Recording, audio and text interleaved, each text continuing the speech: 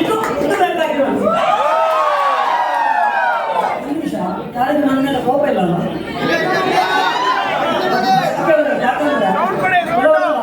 ಎಂತ ಕಾಮಿಡಿ ನಾನು ಮಾತಾಡೋದು ನನ್ನ ಕೋಪಕ್ಕೆ ಆಗಲ್ಲ, ನಾನು ನಗಾಲ ಅಂತಿದ್ರು ಅದರೇನಿಲ್ಲ.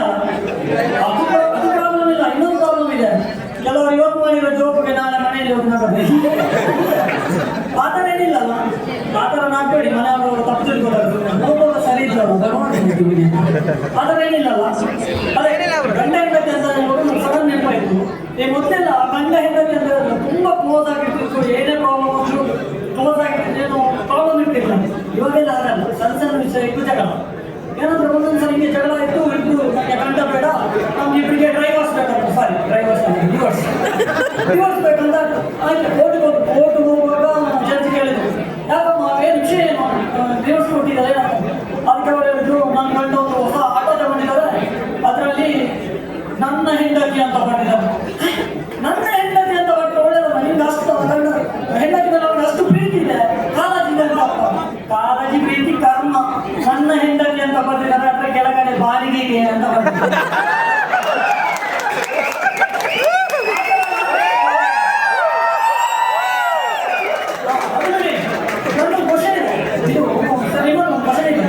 ಹೆಂಡತಿ ಯಾವಾಗಲೂ ಜಾಸ್ತಿ ಪ್ರೀತಿ ಮಾಡೋದು ಮಕ್ಕಳನ್ನ ಗಂಡನ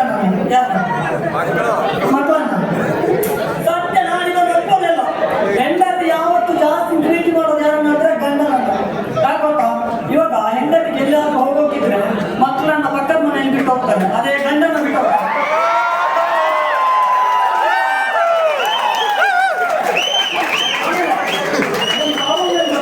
ಈ ಮಕ್ಕಳ ಹತ್ರ ಮಾತಾಡೋದು ತುಂಬ ಪ್ರಾಬ್ಲಮ್. ಈ ಸಣ್ಣ ಸಣ್ಣ ಮಕ್ಕಳು ಒಂದೊಬ್ಬ ಯೂನಿಫಾರ್ಮ್ ಹಾಕೊಂಡು ಹೋಗ್ತಿದ್ದ ಸ್ಕೂಲಿಗೆ. ನಾನು ಕೇಳಿದೆ, ಎಲ್ಲಿಗೆ ಮಗ? ಸ್ಕೂಲಿಗ? ಇಲ್ಲ, ಯೂನಿಫಾರ್ಮ್ ಹಾಕೊಂಡು ನಿಮ್ಮ ಅಪ್ಪನ ಮದುವೆಗೆ ಹೇಗಿತ್ತ ನಂಗೆ. ಅಲ್ಲ, ನಾವು ಕೇಳೋದು ಹಂಗೆ ಇರುತ್ತೆ. ಯಾರಾದ್ರೂ ಟೀ ಕುಡಿತಿದ್ರೆ ಟೀ ಕುಡಿಯೋದ, ಜ್ಯೂಸ್ ಕುಡಿತಿದ್ರೆ ಜ್ಯೂಸ್ ಕುಡಿಯೋದ, ಪೇಪರ್ ಓದ್ತಿದ್ರೆ ಪೇಪರ್ ಓದೋದ. ಸತ್ತ ಹೆಣಗಕ್ಕ ಒಂದು ಕೇಳೋದಿಲ್ಲ, ಸತ್ತಿದ್ದ ಆಯ್ತಾ. ಇದೆಲ್ಲ ಹಾಕಿ ನಾನು ತುಂಬ ಜನ ಸುಳ್ಳು ಮಾತಾಡ್ತೀನಿ ಗೊತ್ತಾ.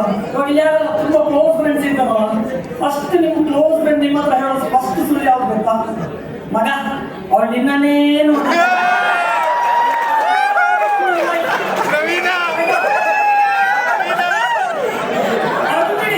ಅದಾಯ್ತು. ನಿಮ್ಮ ಹತ್ರ ಗಂಡ ಹೆಂಡತಿ ಹತ್ರ ಹೇಳೋ ಸುಳ್ಳು ಯಾವ್ದು ಗೊತ್ತಾ? ಬೇಬಿ ನಿನ್ನ ಬಿಟ್ಟು ನನ್ನ ಮನಸ್ಸಲ್ಲಿ ಯಾರಿಲ್ಲ. ಇಡೀ ಪ್ರಪಂಚದಲ್ಲಿರೋ ಹುಡುಗರೆಲ್ಲ ಹೃದಯದಲ್ಲಿ ಯಾರಿಲ್ಲ. ಅದಾಯ್ತು. ಪ್ರಿನ್ಸಿಪಾಲ್ ತುಂಬ ಬೇಜಾರಾಗೋದು. ಪ್ರಿನ್ಸಿಪಾಲ್